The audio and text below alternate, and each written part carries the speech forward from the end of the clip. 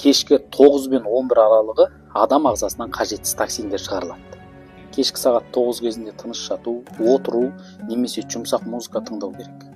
Егер сіз осы уақытта ыдыс жуумен немесе балаңыздың күтімімен қарбаласты өткізсеңіз, онда сіздің бойыңызда күні бойы жиналған токсиндер денеңізде сақталып қалуына келеді.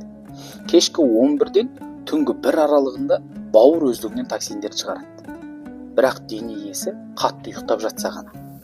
Түнгі 1 мен 3-тің аралығында өт тазарады.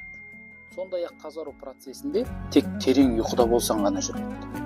Таңғы 3 пен 5-тің аралығында өкпе өзін өзі тазартады. Сондықтан сағат 3 пен 5-тің аралығында ұйқы кезінде адам аздап жөтелуі мүмкін.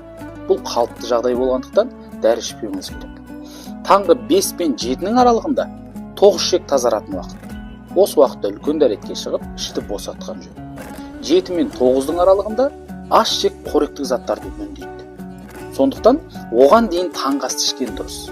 Науқас адамдар үшін таңғы 6:30-ға дейін таңғы астарын ішсе тиімді. Ал салмағын сақтағысы келетін әйелдер үшін таңғы 7:30 кезі тиімдірек. Сондықтан ағайын,